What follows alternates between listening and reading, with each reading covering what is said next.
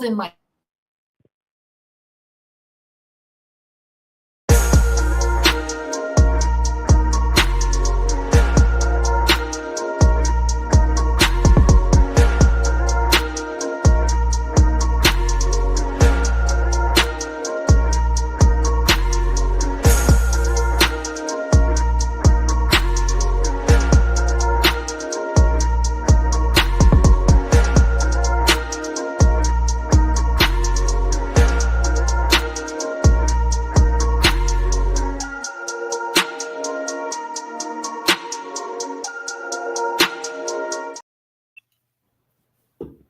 What's going on, everybody? Welcome to the East Coast Red and Gold podcast. I'm Niners Jess, along with Ty Alston, Maddie B, and your girl Bex. It is Wednesday, December 18th. This is our final show of 2024. What's going on, Faithful? Oh, that's some breaking news. We hadn't even put that in the group chat yet. But, like, I hadn't done the addition in my head yet either. Me either. So, like, wow. All right. Everybody, welcome to the production broadcast, everybody. This is breaking news. Our production meeting, yeah. Because I just looked at the calendar before, and I'm like, okay, it's Christmas is next week, and then the following week is New Year's Day. So I'm like, oh, this is the last show of 2024. Look at that. Wow. Okay, then. All right. So we have quite a bit to get to tonight. But first, we are brought to you by Faithful Gear. So go on faithfulgear209.com to get your Faithful gear, which is the pick is to the left of Ty, and it's made for the faithful by the faithful. All right. So 47 red. On Lynch. Johnny Lynch. I would have paid to see him on the sideline. Yeah. Oh, Apparently, it was a completely different John Lynch. Yeah. as it should be. Rightfully so, right. When you decide you're going to walk off the job when your number's called and your boss is standing there, that's probably not going to go well, whether you play football, whether you're a secretary or a police officer. Pick your poison. No matter what. Exactly. Mm-hmm. What's up, Throwback? You know what? You know what's crazy to me, too, is that we live in an era right now where it's really important a lot of times for everybody to hear both sides or everybody to put their story out there. This happened almost a week ago. We have heard zero from the player. Yep. We have heard zero from the player's agent. You have heard zero, like, of anybody's sources close to the situation. Nothing. Not even a slight, tiny, little attempt to diffuse it. George Kittle? I've never seen George Kittle throw, like just cross body block another player at a press conference in my life. Ever. Yeah. Okay? I mean, if you screw up George Kittle's chi, you have really done the shit, right? Yep. Like, you've done it at this point. Like, you done effed up Aaron is really what boils down to in that scenario. And it was him, Moody Ward talking about it, Fred, like, it's just everybody who talked about it, Fred Warner, like, Nick boy, Bosa, you know what? They all had their Nick Bosa looked like he wanted to fight him in the press conference, like, and then he talked about it too. It's like, yeah, I guess he was talking about it before the game. So, like, you know, it was one of those moments where, like, everything went to hell in a handbasket, and that was the flashpoint. So now, after that, how do you respond? Do you rally? Do you prove that this guy was, like, turd in the punch bowl and rally around that, finish the season strong? Kind of like what you did in 2020 when you beat Arizona, you know, right around Christmas, screwed up their season a bit? Or you just kind of fade out like you did in 82 and finish 3-6 and missed the playoffs after the Super Bowl and That's it. It's a real.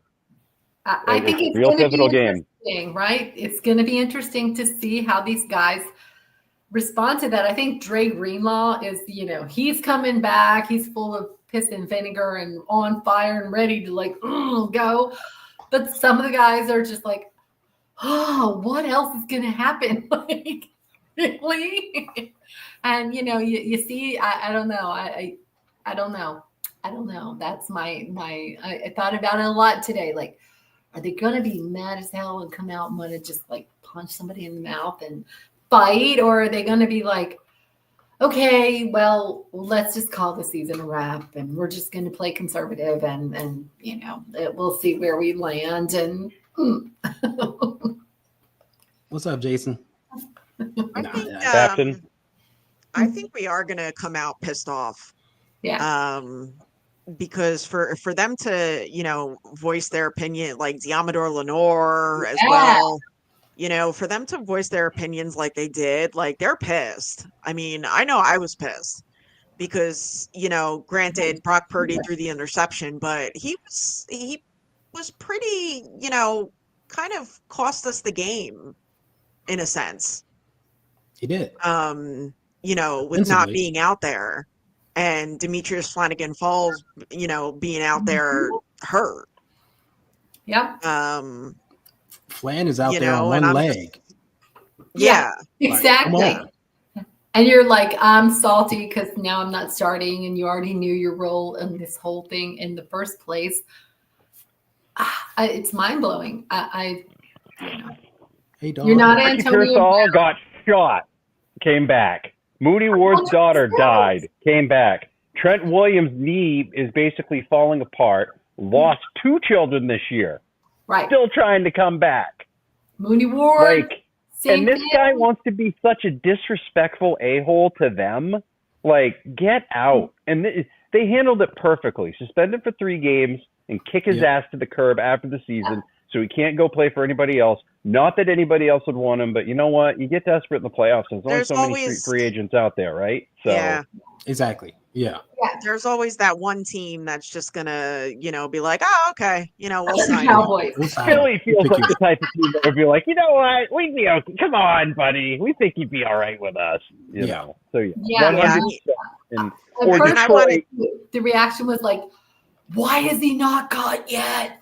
And then when you hear the genius, it's like, no, we're not going to cut him. We're going to sever an artery so he cannot have a career ever again. And what's up, Tony? And really, really cut him off at the knees, which I loved. I was like, fine, I'll give you Niners the grace as long as this is how it's going to end, where he can't play for anybody else for the rest of the season and no one's going to touch him.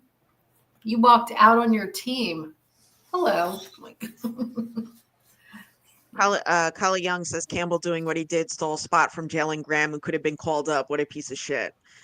Yeah, he definitely is. He's Devondre Campbell's trash. And he literally just walked out on his whole career. It's not just he walked out on the 40. He just said, I am done with my career. I'm done. Peace out, kids. And his whole whatever tweet or Instagram post where he's like, everybody doesn't understand. I'll do things my way, blah, blah, blah. No, you care. You absolutely care. You are shoe leather, the bottom of somebody's shoe, your gum on the shoe.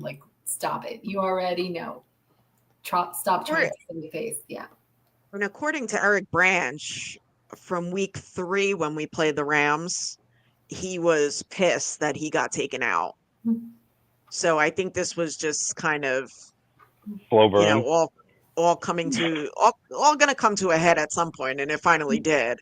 But from experience, from personal experience, from going to the games and coming across the players, he's quite an ass.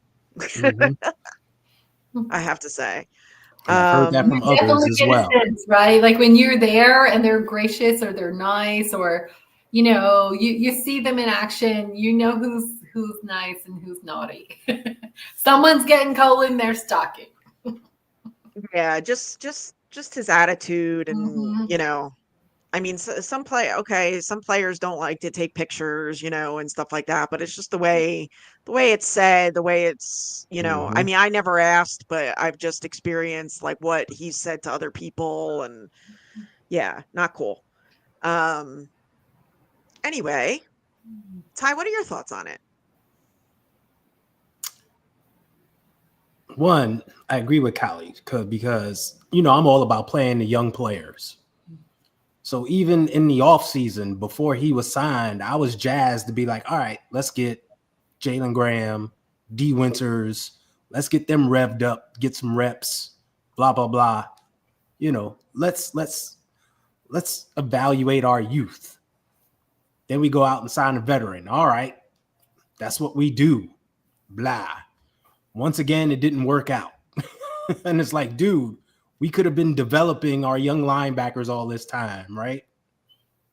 He takes snaps away from them. The game itself, the thing that really got me is last week I talked about, everybody go watch Fred Warner's Mic'd Up and just see the violence he puts his body through. And he's still out there battling. Even with the ankle, other things have to be hurting as well. He's still out there. That's our leader. And this is the guy you're playing next to. And you see him doing that on a week after week basis. And you're going to be on your feelings and not want to go battle as well. And it's like, you know what? We don't want you here. We don't want you. How about that? I'm glad you quit. Go. Because we don't want you. We've been calling for D. Winters to get more run over you anyway. So good riddance.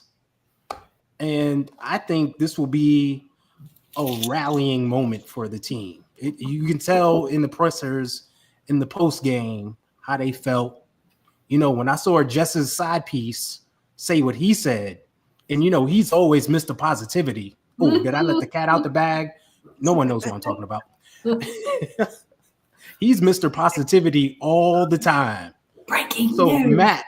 Matt, it's exactly what you said. When you saw him say something, it was like, they were pissed. So when a player categorizes you as a cancer to a locker room, then that's calling you out. Yeah. So it's like, yeah, dude, good riddance. So that's another thing too, by the way. Between Ambry Thomas getting cut from IR this week, while I continue to watch Sam Womack play pretty decent for the Colts. Oh my gosh! Once again, why are we drafting the young these guys? Right? Yeah. What's the point? What is the point of draft and develop if you're not going to bother to develop? And why are you bringing people in that don't fit? Was losing Eric Kendrick such an unbelievable thing that you had to go get Devondre Campbell? You couldn't find out from somebody that Devondre Campbell's an asshole? Like somebody didn't alert them? Apparently, Devondre Campbell was the third choice. Because Kyle said in his press conference today that Kendricks was first. The second, there was another player who was unnamed. And that people seem to think that it was the linebacker that the Seahawks released.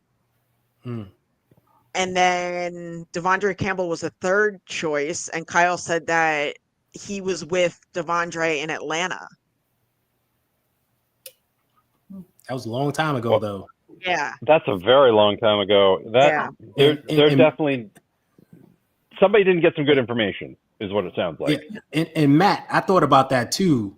And I'm like, Kyle couldn't call his buddy Matt LaFleur and been like, hey, what's the vibe with this dude recently? Why did you bench him? Why didn't he work out with you? Packers fans love everybody, and they did not like him. They were happy to see him leave town. Packers fans and Bills fans, like if you do right by them, they will treat you right for the rest of your life. You will never buy food or drink in that town again if you were recognized. They packed his bags and sent him the hell out of there on the top of a Greyhound because they didn't think he was good enough to sit with the other folks. Okay, that's how quickly they got him out of there. So like that to me is like, if it's that serious, really, man, I'd rather take my chances with some unknown street free agents and strike gold with that. Somebody who might, actually have a personality that fits. Like, if you've had a guy like that going in all year and they've been having to deal with that internal BS all season, along with, getting shot in public and like all these other deaths and all this other ridiculousness that has just happened and enveloped this team this year, while people continue to find all the time in the world to film all of their commercials, it just makes you wonder if, this is, like I said, this is one of those things where it kind of can snap them back into reality. Like, wow, everything hit the shitter this year, and here we are, right? Like, yeah.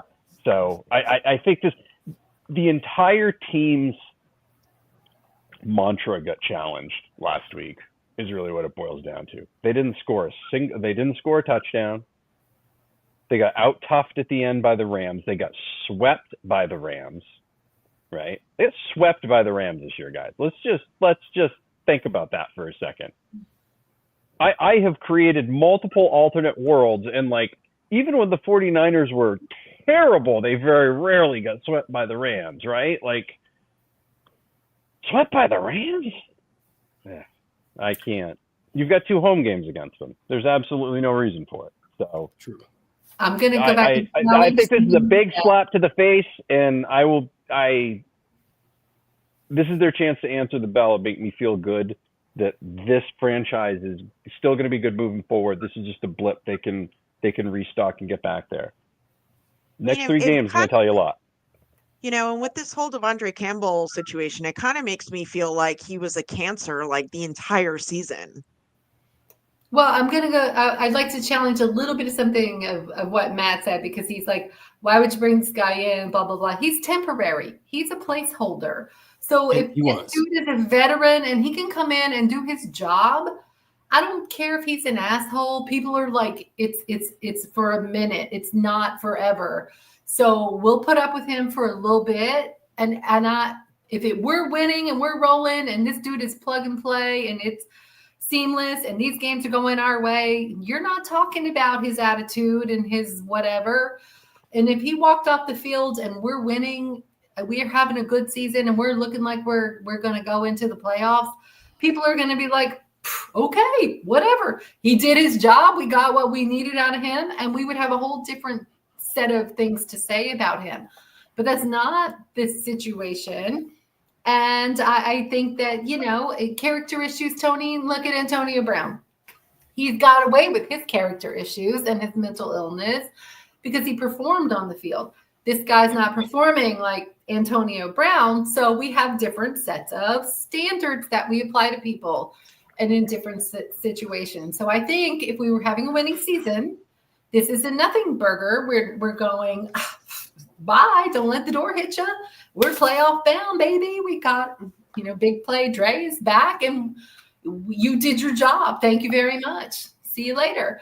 But now, we're struggling. We're in a down year and we have a very different vantage point or spin on what he's done.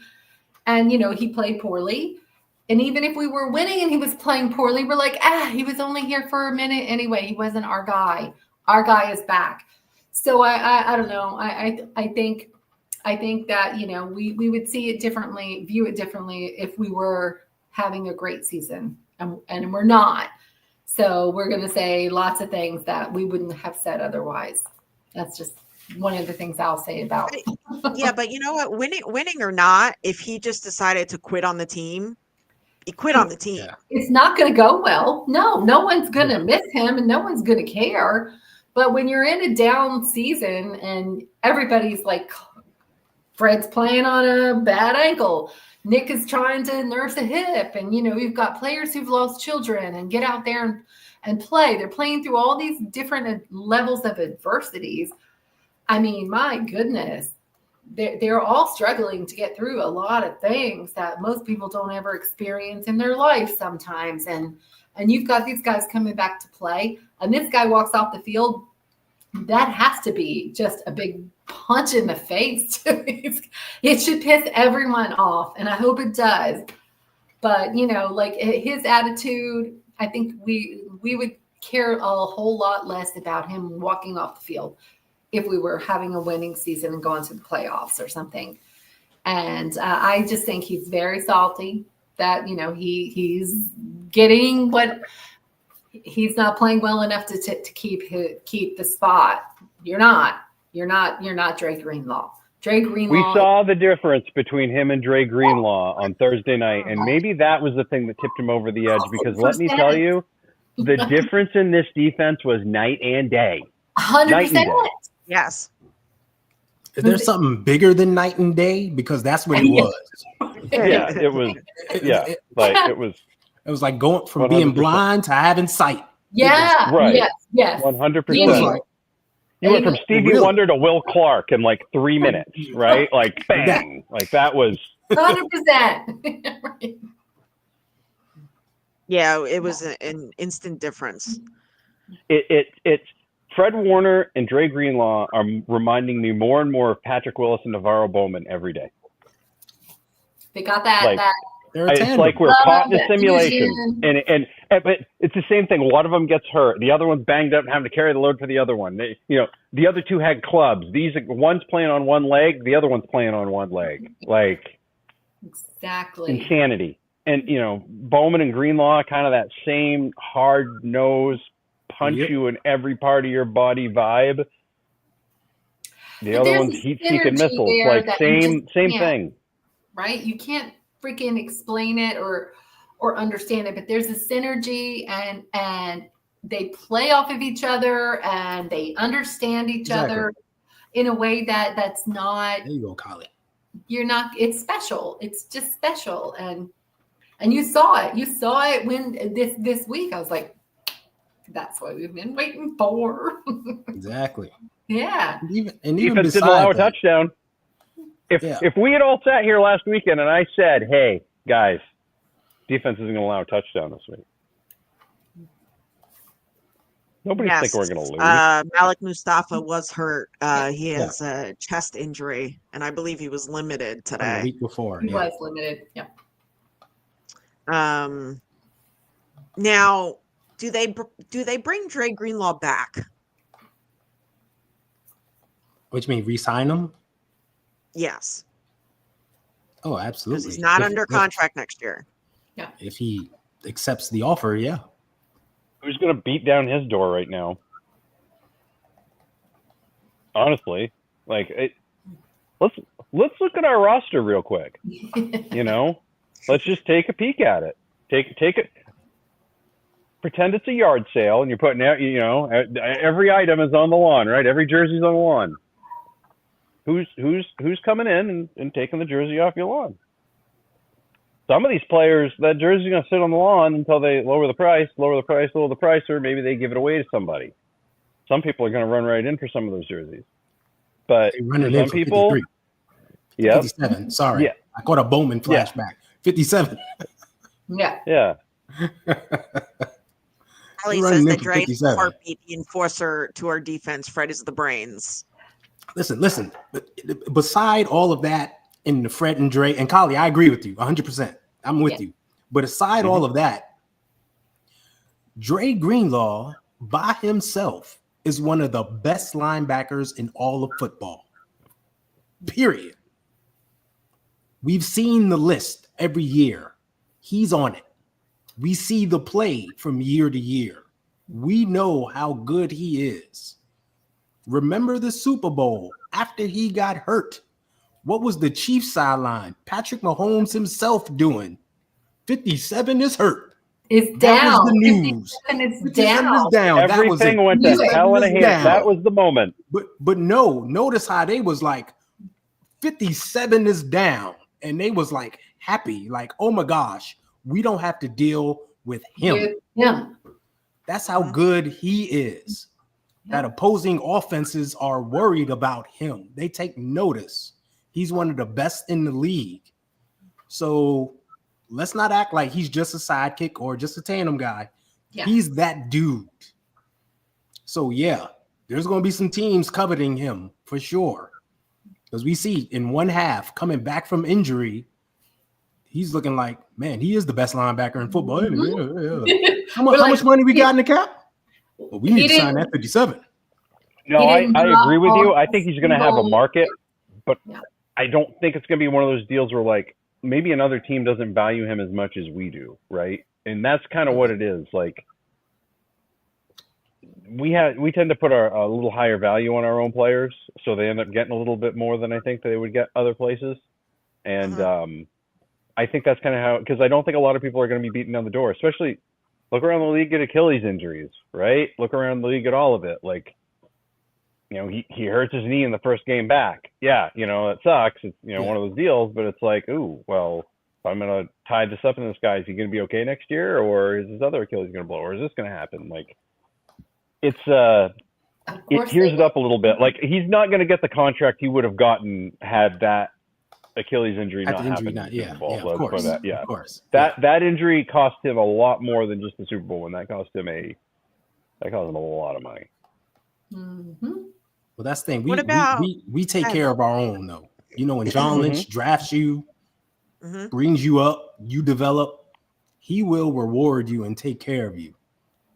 Just look at all of our players that he's taking care of. Look, you see what he just did with Diamador Lenore. So, yes. Tony says 1 year prove it deal. Maybe one of those deals where it's like 1 year and then like a big option, and then like if With the big like option, they both want to continue, great. If they don't want to continue, then he gets to be a free agent and go play for the Packers, Texans, or the Jets. Whoever. The The other good news is nobody's going to rate our coordinators this year. That's another thing. Like that shouldn't be happening. Sure about that? Yeah, right. No, Sure about that? Like, I don't know. You know what? There was a rumor that Brian Greasy was going to be the OC in Michigan. Oh. I think you're going to see a lot of NFL guys going to college. The way the new money thing's working, and the way that holds like many more stability. and you're going to see a ton of people go to college, and I think that's going to really be a detriment to the NFL. That's a big point that I don't think a lot of people are thinking about in the off season. So Kali read my mind. What are we thinking of Nick Sorensen? I don't know. We're going to let Dre Greenlaw play a full season under him, because I like the defense I saw the other night, minus the garbage that happened in the fourth quarter. But again, that's tied in a lot with what happened to Dre. We didn't have any linebackers left. Literally had no linebackers left, and still didn't allow a touchdown to the Rams, who were all of a sudden a win. Yeah, the league's darling. So that was a win. He'll be back. We talked about this a couple of weeks ago. He'll be back. You gotta stick with the guy that you personally chose. You moved on from a guy and personally chose him. You gotta stick with him, and we gotta have continuity. Yeah, you have to. For a couple of seasons, can't right? just keep turning it over every year. Exactly. You can't. All right, let's start fresh. You got to have continuity. And we see what they're doing. And I mentioned this during the Packers game, how they was stopping the Packers at one point, giving the offense opportunities to get back in it. Mm-hmm. You saw signs of life, and that was without a Greenlaw and without a Bosa. They're starting to come together a little bit here and there. We saw in this game, of course, we had all the Kings men back on the field. I know that was a huge difference, but you still saw, even at the end, they still battled and came together, held them out of the end zone. Those are wins. Imagine next year when they're coming together. All right, we know what Nick wants. Nick knows how to put us in better situations, and they're even better next year. Right? This could be the number one defense in the league. Yeah. So you got to stick with the plan. You can't keep switching it up. So I want him back just for that. Well, I think that's fair, right? Like, I mean, we saw that with Ryans and Salah. Yes, Ryans. Yeah. D'Amico Ryans. He had a really rough outing the first season. He was the dude. And it started to come together, and then it was lights out, right? Like, and then he's getting recruited elsewhere. So I think, we've had a lot of challenges other than the defensive coordinator calling games or plays, execution and injuries. We've had a lot of things to go through.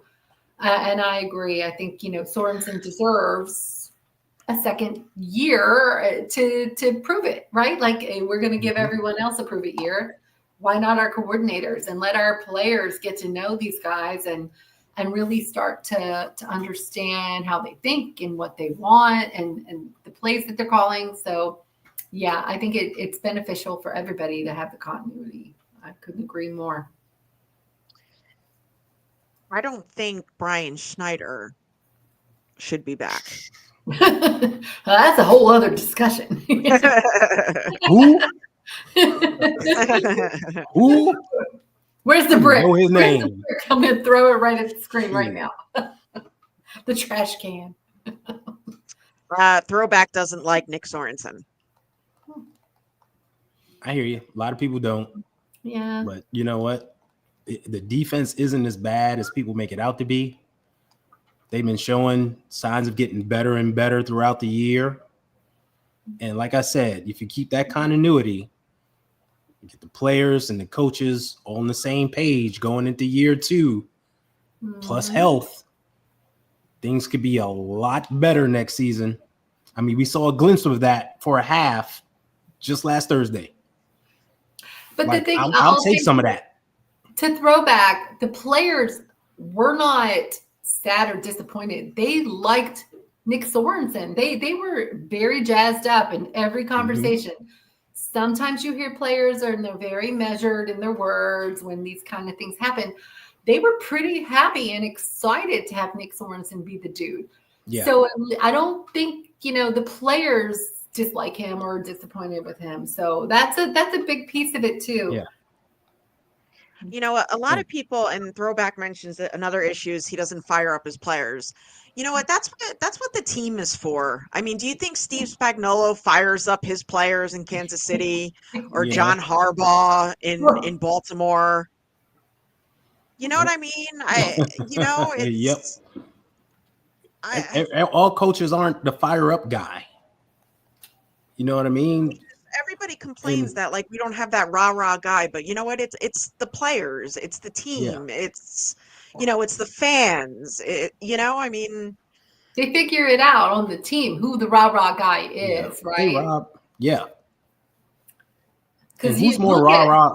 Jim Harbaugh. I mean, he was just like this crazy eye thing. But you look at John Harbaugh, and he's like the mirror opposite of his brother. And you're like, well, John's not in there going, it's do or die. Like they're not the same person.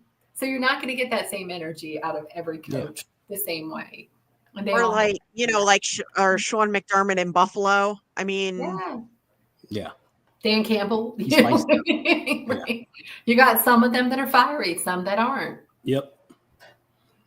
But no one's more fiery than our defensive line coach, Chris Kasarik. No one's going to outfire that guy. So ever. Like if I'm Sorensen, I'm like, Nick, fire him up. Have a good night, Tony. See you, Tony.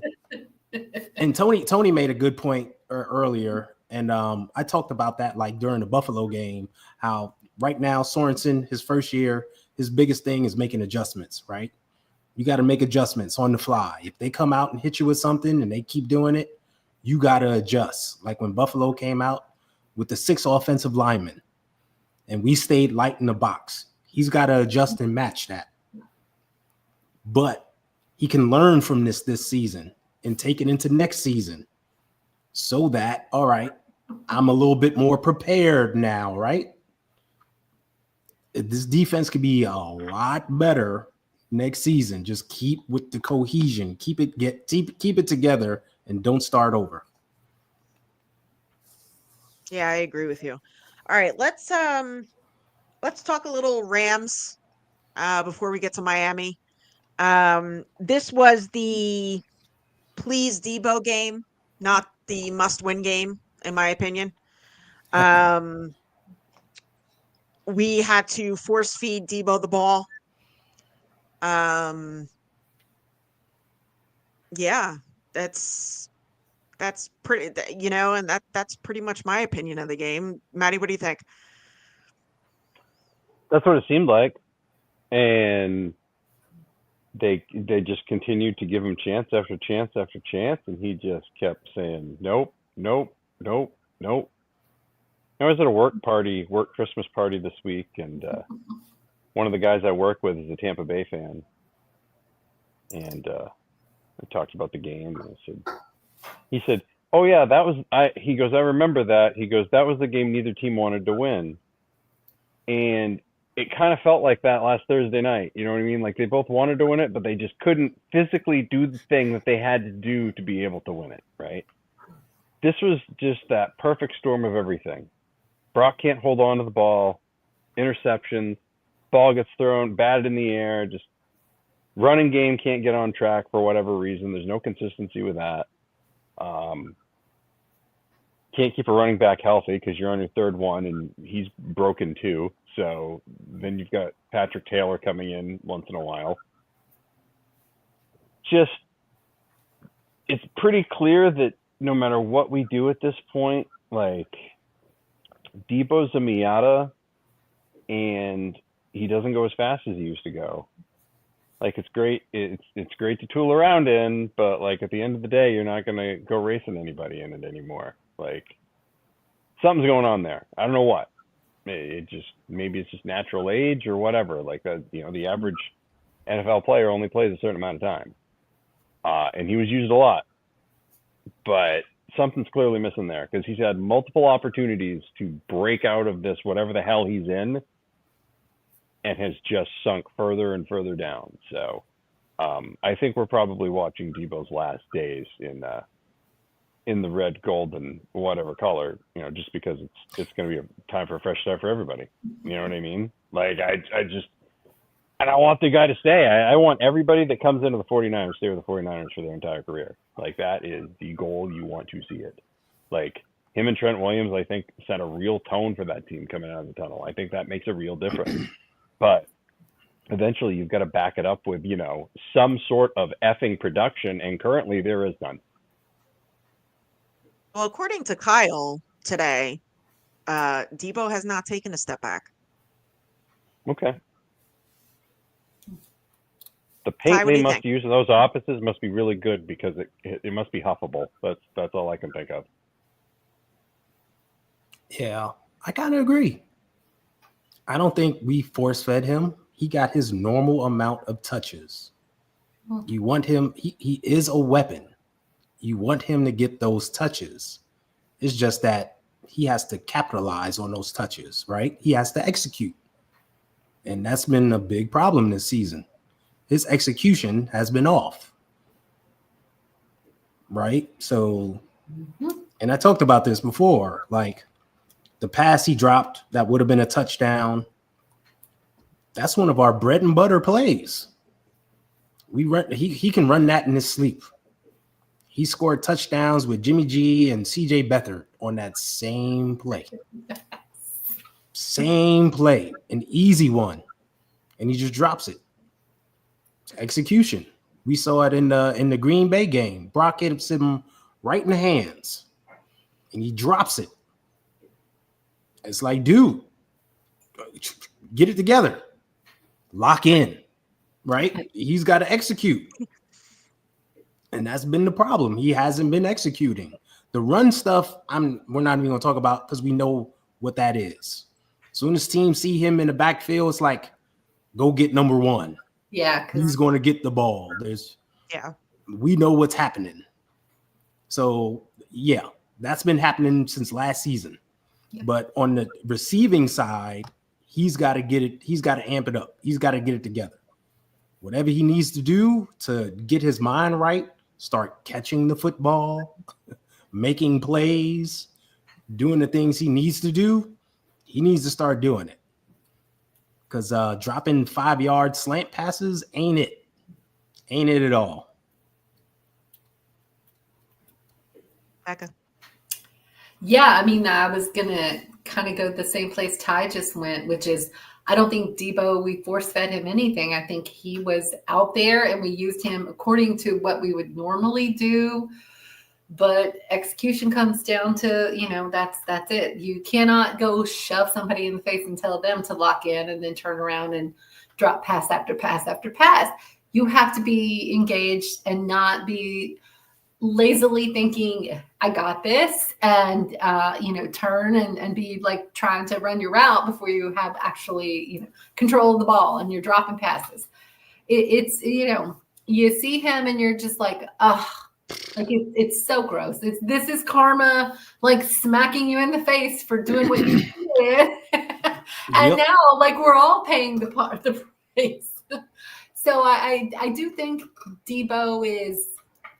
I don't know. Maybe he was feeling himself a little bit, and now the universe is telling him, no, you got to also lock in and be part of the solution, not the problem. The whole team is off. Like there's a little misstep with everybody. Everyone's misfiring. Brock's overthrowing, underthrowing, or kind of misfiring, and you have big key players go down, like Brandon Ayuk goes out, and that's one of Brock's like key guys, and Debo should have been able to really pick up some slack, and we haven't seen it. And JJ dropping passes, which is unusual sometimes. It's like everybody's just like there's just some little something that's not going our way. Every game is death by 1,000 cuts. So I don't blame it all on Debo. I just think Debo running his mouth is not doing him any favors. Like you can't go out there and do this and then underperform after you do this. You got to talk the talk and then go out there and walk the walk, because otherwise now you're gonna get all the heat from the fire. Yeah. And what happened to getting George involved? Well, George got involved. He has 7 targets, same amount as Debo. Like, George and Debo had the same amount of targets. Juwan had 9. He had the most. Yeah. I think because Debo underperformed, it took away from what George was doing. Oh, George was balling. And we would have liked to see more of George and less than Debo. Well, we would have been fine with Debo and George if Debo did Debo things. Of course. Right? Yes. But because he didn't execute. Shared love. At one point, it's just like, you know what? Just give the ball to George. Just give it to George. Solid, right? You know what I mean? Exactly. Just give it to George. I know I felt that way at one point. You know what? Just throw the ball to damn George. Just forget all this. Just call 85 every play. Yeah. Because we know he's going to get it done. So. Mm-hmm. So the defense would have had 3 interceptions on Matthew Stafford. Yep. Have to have those. No sacks. Matthew Stafford had way too much time in the pocket. What are your thoughts? I got nothing bad to say about the defense. They balled out. Well, right, but I'm just saying, like the interception, goals, they balled out. Yeah, but they're freaking defensive backs for a reason. They don't have the greatest hands. Yes, they should have caught the ball. That would have been great. But then what? We kick another field goal? Attempt to kick in. Pray and close our eyes, right? Shake the dirt and please and I would have liked to seen a lot more hits on Stafford and stuff. Yeah, but let's not forget he's pretty darn good at getting rid of the ball and such. But he's also in our division, and they know how to play us. And I feel like it's not at the same. I don't know, and we're just misfiring and dysfunctional at this point. Where, like, I'm not surprised. I'm just not surprised. Maddie, any thoughts? it's such a team effort in everything right now, right? When one part of the ball does really well, one facet of the team does really well, another facet does really, really horribly. And sometimes the other facet actually starts playing a little bit more horribly, right? And it seems like this year it's just been the defense is worn down late because the offense is not cashed in the way they've cashed in before. The free spins aren't hitting. Mhm. The special teams aren't doing anybody any favors. That's the other thing too. Like once in a while, the special teams could help out the offense, right? Once in a while, the special teams could really help out the defense, and they just don't. If anything, they just take away from it, and it's like you start off your day with a net negative almost all the time with that special teams, right? The only thing you're usually praying for from this special teams is A, please make the field goal, B, please don't make a crappy punt, and C, for the love of God, don't fumble, right? No matter what the play is, just don't fumble. But there's usually a holding. There's always some sort of like, nope, and just how it keeps going, how it keeps happening, and it spills over. But that defense, that offense, it kept hitting, but it wasn't hitting enough. And Ty was like, guys, the offense is really bad. Guys, the offense is really bad. Did I say And I that? was like, he did. Ty's And like, I'm like, what? I don't feel like it's really bad, but like, boy, the results aren't great. But now it has just gotten worse and worse and worse. And Oh shit! Hi, I got broken Chrissy. glass. he's so excited. So, Mazel tov. but You gotta there's say been mazel tov. there's been You can absolutely freaking laugh. nothing. It's like this whole team has been carried by the defense this year, and this defense was in no condition to try to carry it, is really what it boils down to. And it has been proven over and over and over and over again. It's like we were caught in a time loop when we were reliving the fourth quarter of last year's Super Bowl. Dre Greenlaw gets hurt, so we're just going to pick on the weak-ass linebacker that we have over on the other side because for some reason we don't trust that D. Winters can get it done, and then D. Winters gets hurt, right? Like just over and over again, there's something. There's something.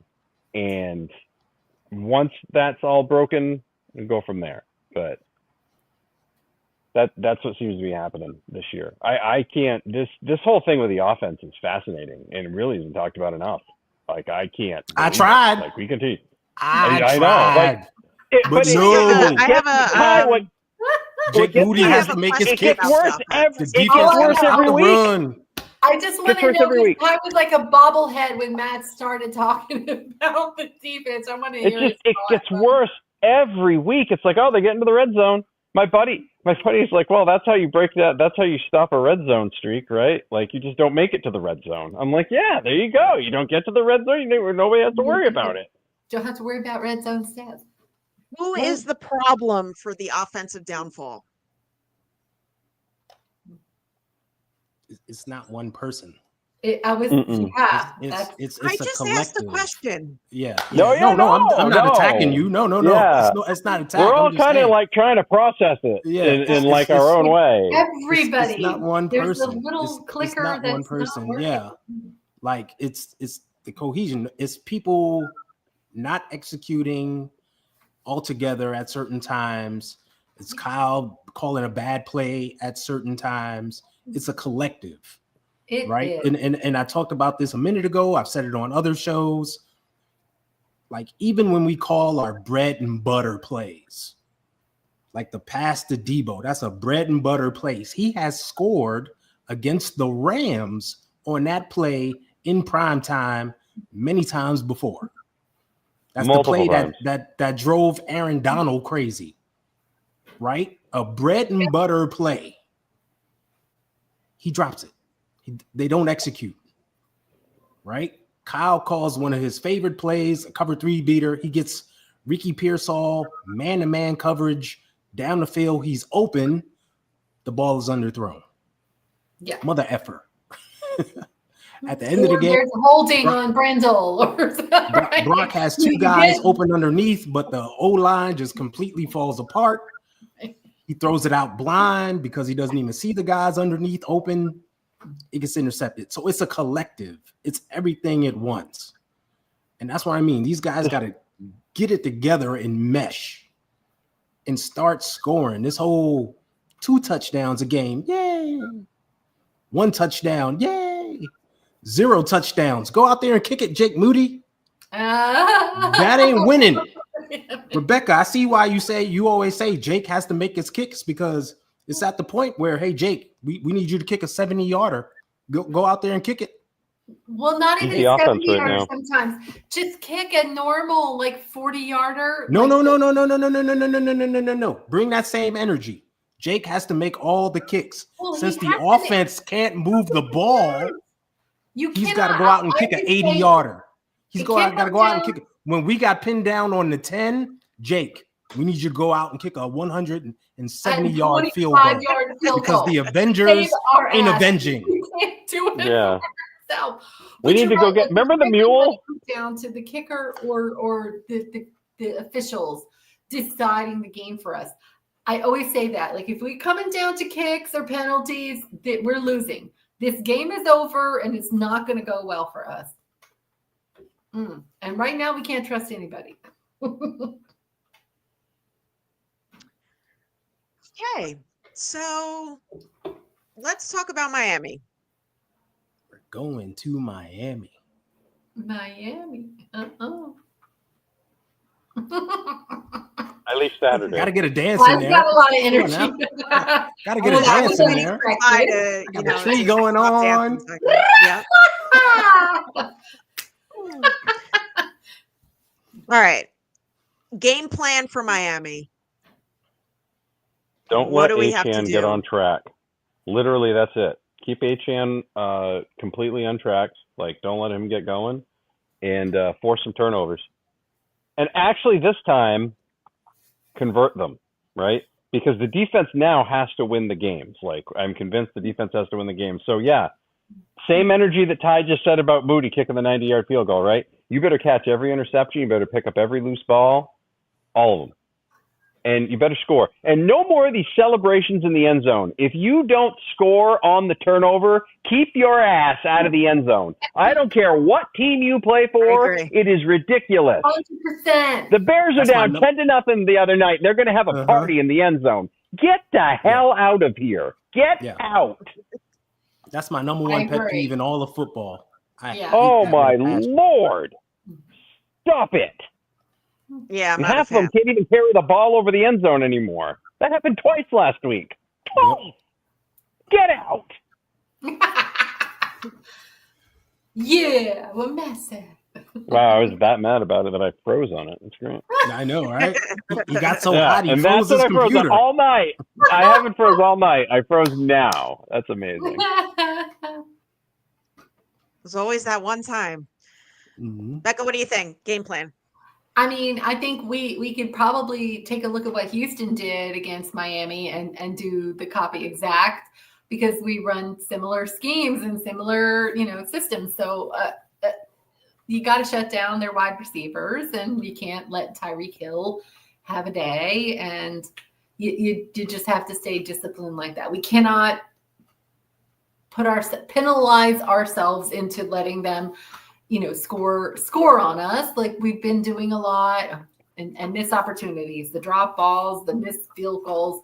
We have to play better than we have. And I'm curious to see how they come out and play this game, because on one hand, on paper, we should, beat the crap out of Miami. We're better on every level, but I just don't know if the team is, mentally where they are. Like if the Devondre Campbell thing is going to light a fire, or all the injuries and all the personal issues and things that have happened this year are going to really be like, it is what it is. We're not doing, like I'm going to go out there and just do my job and get through the day.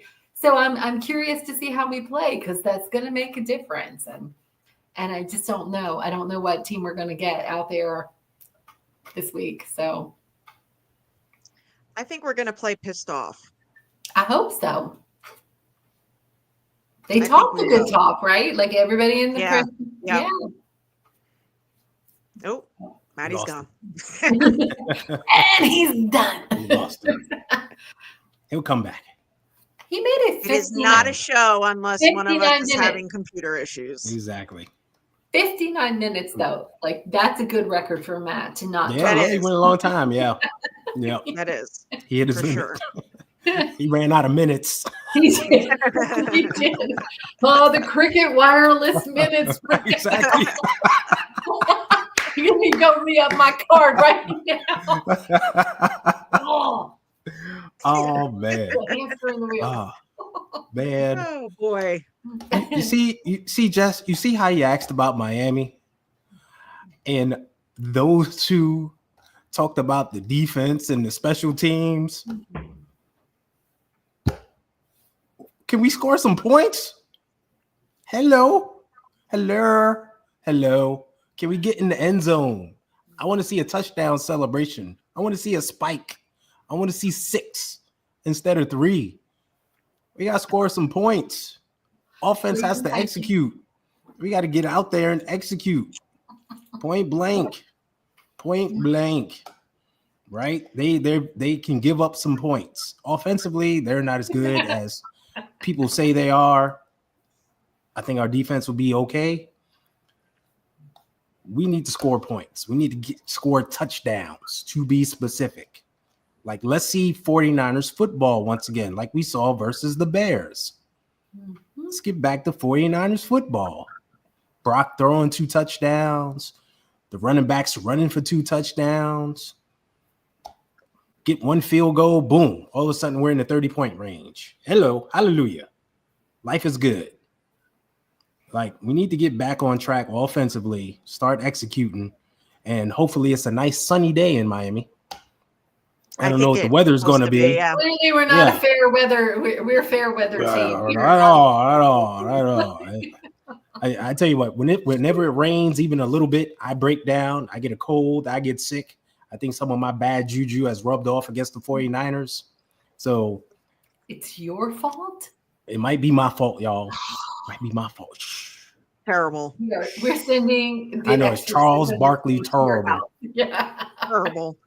I'm gonna go bathe in some candlestick dirt to You better. Niners said that Maddie just pulled a Campbell and left the team.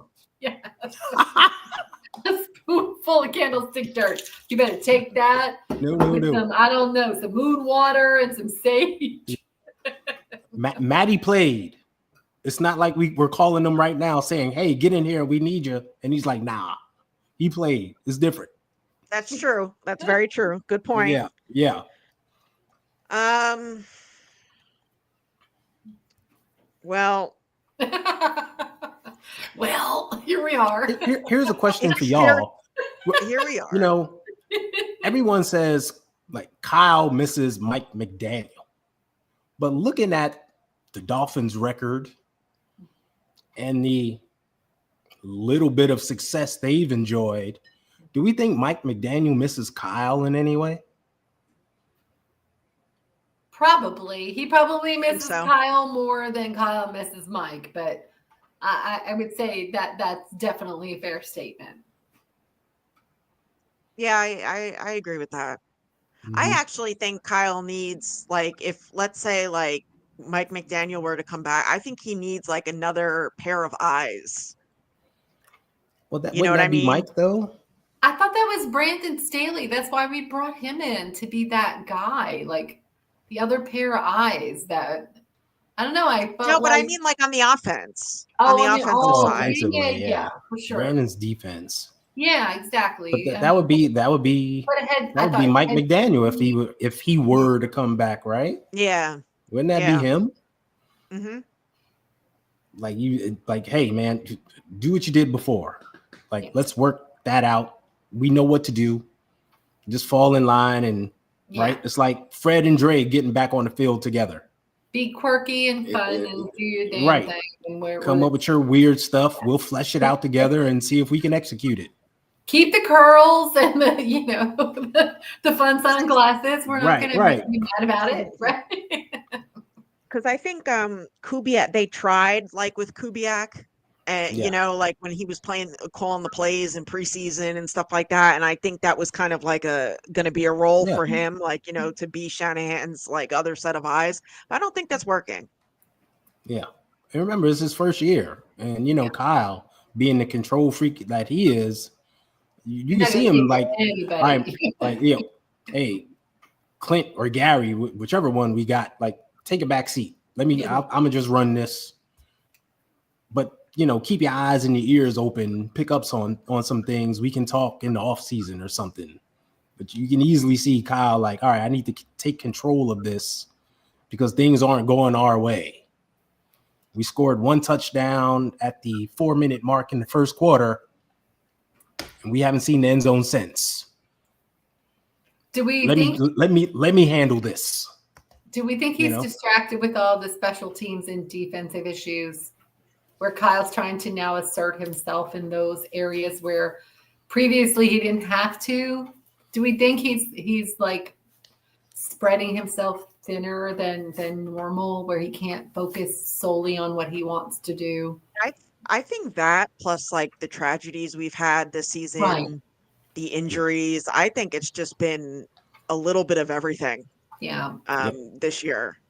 Yeah. Yeah. Maddie said that his Mac fell victim to the Madden curse. Okay. Lovely. Poor guy. Just can't get right. Yeah. I don't think it's the coordinator stuff. I think we haven't heard anything, so I think he's entrusting those guys to do what they do. But for me, it's all of the everything else. Yeah. It's all of the issues and dealing with the players. And we know how much of a player's coach he is. He does get close to these guys. He has personal relationships with them, right? So to see them go through injuries and personal tragedies, and he's at the guy overseeing it all. Yeah. Right? It takes a toll. Well, it does. I mean, toll. Yeah. Who loses children? Like 2 players on a team lose babies in the same season, and not, that's not normal. That's not, people lose parents and things like that. But you have young parents lose their children. Exactly. I mean, as a mother at 20 something years old, if I lost my baby at 3, 4, 5 years old, or, I just don't know how many years it would take me to function. It's just not okay. And I can't even, I don't know. God bless them that they're out there even trying to be productive and come back and play. That's horrifying. I don't think they're going to be right for a while, but it's hard to think about. Like there's no way you want to focus on football. There's just no way either one of those 2 dudes want to focus on football. Yeah, I agree. X Factors. X Factors? Ooh, for Miami. Okay, I'm going to say whoever's running the ball. I don't know who's going to be out there. Garendo has a hamstring. Yeah. Like, usually when you get a hamstring, you're not playing. So are they going to let Patrick Taylor run? Or are they going to Kyle get weird and do something else? I don't know. So we need to run the ball. We can't have Brock just throw it 40 times. We got to keep the defense honest, run the ball. So whoever that guy is.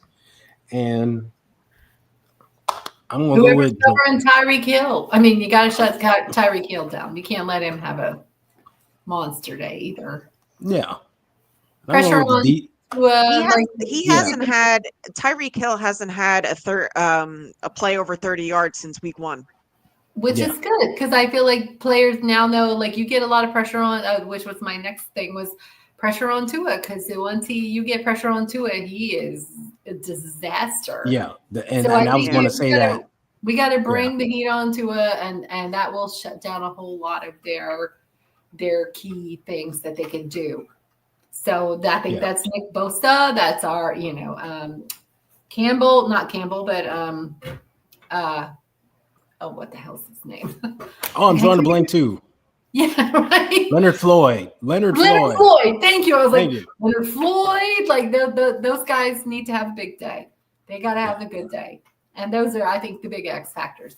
Get pressure up there on Tua, and he's not going to have a great day. And that shuts down Tyreek Hill, the other guy, the other wide receiver dude that's having a pretty good year with them. And yeah. Yeah, but I want to also see attitude, like their heart and desire. That's the big X factor. Where are they in their heart? Where are they in their desire? To me, that's the biggest X factor. How badly do you want to just win out this season? Whether you get to the playoffs or not, are you just pulling the plug and draining, circling the drain, draining the tub? Or do you really, are you mad about Campbell quitting on the team? And does that really do anything? So to me, that's the big X factor. I'd like to think that they want to finish the season strong. Yeah. Yeah, you would think. Like they normally do. Yeah. Like even during bad years, they still come out and play hard and try to finish strong. Mm-hmm. This isn't a just quit and give up team. Like, I'm sorry, social media. I'm gonna apologize to you right now. I know you want them to just quit and tank and get a high draft pick, but that's not what they do. The history shows it. Yeah. They go out and play. Like, they're professionals. Like, they do have pride. It's not a team full of 59s. They have pride. They showed it on Thursday. Guys were out there on one leg battling, literally. So, yeah, I think they're going to play like they normally play and play strong. I've gotten plenty of texts and DMs saying that we should tank for a better draft pick. Mm-hmm. And how many times there's nothing that I can't stand more than that. Yeah. Because how many times have we talked about how, like, luck of the draw, like how random a first round draft pick really pans out. So what are we going to get? Maybe a good draft pick. Look at the record of drafting one, in the first round. It's stupid. No, go play well, and let the scouts draft. Wherever we land, we'll find somebody good. And no matter who we pick, people aren't going to be happy.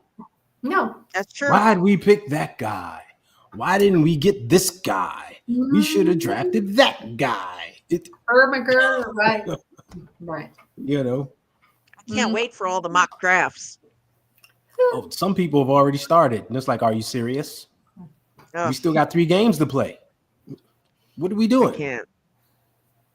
I can't. So for me, the X factors are the trenches, the O-line, D-line, and of course George. Mm-hmm.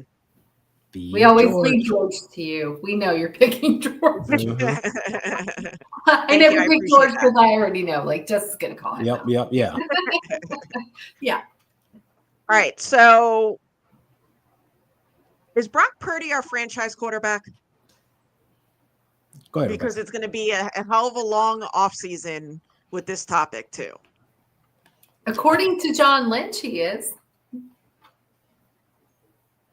What do you think?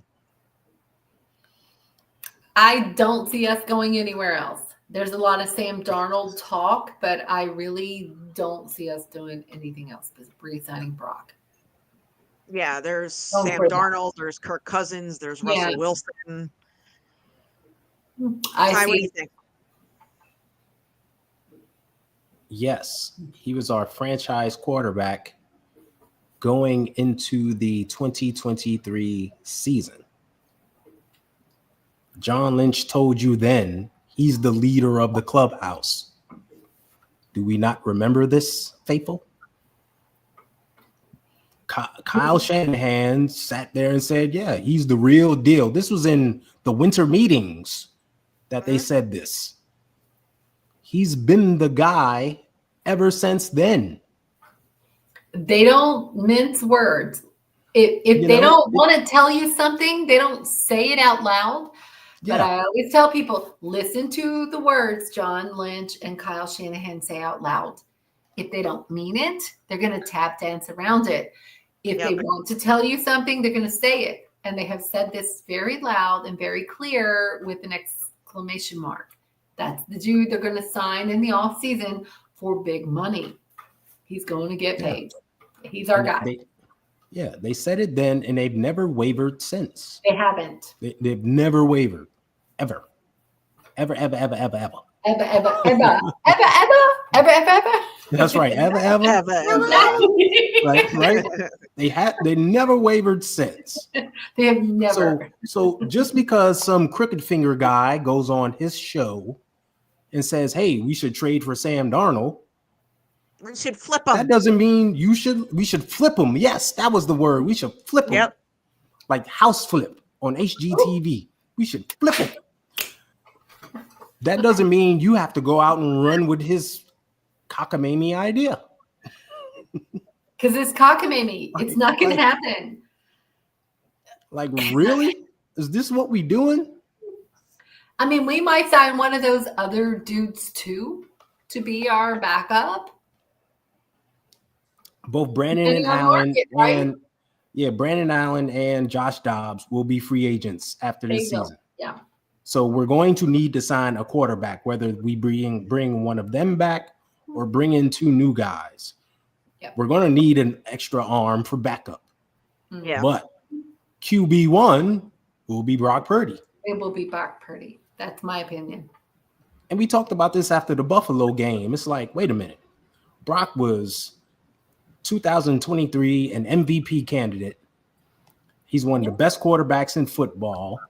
Everyone's always coming out saying, Brock has the highest LMNOP rating in all of football. Rating, the PFF, and look at this chart with the quarterbacks. Up in the upper right quadrant is Brock Purdy all by himself. Whatever, 100 And, games, 50, yeah, 30. he's so good. And we lose a game, and it's, I don't know if he's the guy. Wait, what? Oh, he overthrew that guy in the rain, in the snow, in the snain. Yeah, right. Like it's snaining out. He can't play in the snain.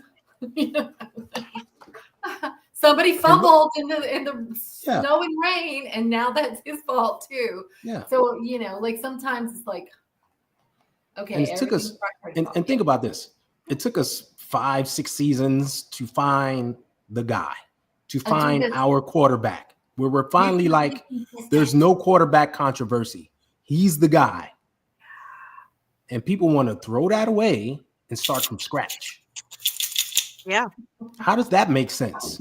No, it doesn't. It doesn't. And even though he's having an okay year, his numbers are still pretty good. Decent. Yeah. But they're not all his fault. You can't put it on Debo's numbers and have Debo drop it, and that's your problem. Like I said, it's not all his fault. Some of it's his fault, some of it isn't. But guess what? How is it that other players are allowed to have a sophomore slump, but he isn't? Well, and that's the problem with Brock. That's why. That's the problem with Brock specifically, though. Mr. Irrelevant too, right? Like that. Yeah, we're just waiting on his downfall because he wasn't worthy. Exactly. Anyway. Yeah. It's too polarizing. Yeah. It's either he's the best quarterback in football or he's the worst. Yeah. It seems like there can't be any in between with him. There's no grace with him.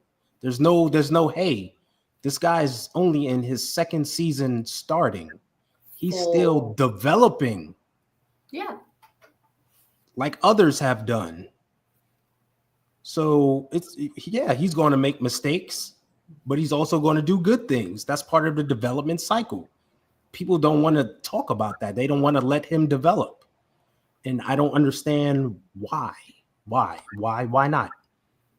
Why not?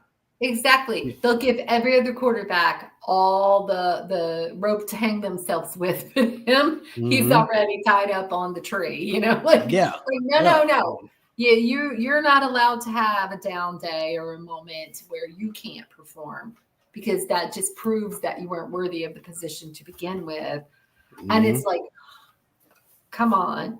We talked about like teams like Pittsburgh and Baltimore, where they've not had the greatest seasons in a bunch of year collectively, but they go up and down, but they're consistent with their coaching staff and their belief in their people and their players, and they go through it. They go through the trials and tribulations, and everybody's better on the back end of that, because now they have this camaraderie and this belief and this that someone is in your corner. They've got your back, even though you're not having a great day or a great season. And I think 49er fans are just, it's either we hit the bullseye or tear it down. And we got to stop, having that sort of attitude towards things. And we have to be a little more consistent and patient with our players and our team and let these things play out. Because I do think John Lynch and Kyle Shanahan are a tandem that are two of the best. There aren't, you're going to be hard pressed to ever replace that right now in the league. Yeah, agreed. There's a lot of fakeful out there. Fakefuls, Sure. yeah, the fakefuls. For sure. Yes. Before we get to the 2-minute warning, has our Super Bowl window closed? Oh my gosh. Yeah. There's mathematically, it's the a shard of glass level of opportunity. There's a minuscule chance that we could do it. The stars have to align. Oh, you're talking about this season, Rebecca. No, I'm talking about like going forward. Yeah, I think Jess is asking about the window overall. I thought you meant next overall. season and the season after. Yeah. Oh, no, because I think, we've talked about it before. I think you saw it with Philadelphia. The hangover season sometimes is rough. We're going through a lot of things, but I think we got a lot of players coming back. We've got a lot of continuity for next year. This snapback of the rubber band, these boys are going to be back. They're going to be tight. They're going to be red. They're going to be so high that they had a terrible season this year and didn't hit the window and didn't get back there and maybe they got humbled a little too. Sometimes there's some arrogance there when you don't get to do what you think you're going to do and you have to work a little extra hard and you thought you were going to coast in. It humbles you and you work extra hard to make sure that doesn't happen again. So I think next year the faithful will be pleasantly surprised to see the team suddenly back to our winning ways. You got players coming back from injuries and we'll see who survives, in the off season. But I do think our window is still very much open. As long as we have Brock Purdy, our window will be open. I agree. Ty, what do you think? It's absolutely not closing. I don't understand. We're having an off season. Well, right. not. I don't even want to say that. We've been hearing this Super Bowl window closing stuff since 2020. Since the year 2020, the window's closing. Remember 2020, we had a bad season. Everyone got injured. Oh, the team's not going to be the same. Yeah. The team's not going to be the same. The Super Bowl window is closing. Kyle's losing the locker room. Have you heard any of this before, folks? Any of this sound familiar? Yep. It's the same old rhetoric. Yeah. It's like people have nothing better to say. Let's just, we got some old soup over there. Let's reheat it and serve it. That's what's going on. Think of everyone that's coming back. The coaching staff coming back. The same, everything will be back. And I think players will be better. The younger players, like this exciting draft class that we had, plus some second-year players, will be even better next season. So we're getting a strong team coming back, even stronger, made even stronger by the younger players. Hello. How is the window closing? Right. It makes no sense, and it's not. And next year, the Super Bowl is at Levi Stadium. Yeah. Why not us? Why not us Right. at home? All right, let's get to that hurry up offense and the 2-minute warning. Becca, you're up. Oh, goodness. I didn't do any damn thing. Happy birthday, Kyle Shanahan, because I think his birthday was recently. Yep. On Saturday. Yep. So there's that. But, I just feel like, yeah, maybe we're kind of down and out of it right now this season. But I don't think the players are giving up. I really don't. I think I will never pick against the 49ers. So I think we're going to beat Miami. But also, I think attitude is everything and, heart and soul. And these players all have it. What you heard at the podium was a whole bunch of pissed off dudes that they were disrespected. So I think you're going to see them come out and say, not today. We're not quitting, and we're not quitters, and we're here for the long haul. So go Niners. Let's take it. Shout out to the chat. You guys were awesome. Shout out to Faithful Gear. Happy birthday to my mom. Her birthday is this weekend. Happy birthday, Mommy. Hey, Merry Christmas. Happy birthday. Merry Christmas. Happy New Year. We will see you guys in a few weeks. And as always, stay faithful and go Niners. Yeah, we'll definitely see you guys in a few weeks. Happy holidays. So we've reached that part of the season where people are starting to throw out their fake numbers and fake narratives to push their agenda. What I want to say to you is use your brain. Don't believe the hype. If somebody throws out a weird number and you're like, really? You can look it up and you can see if it's real or not. And 9 times out of 10, it won't be. Like, don't fall for the BS just for someone to say our Super Bowl window is closing. Right. Go Niners. All right. We're out of here. Merry Christmas. Yeah. Happy New Year. Go Niners.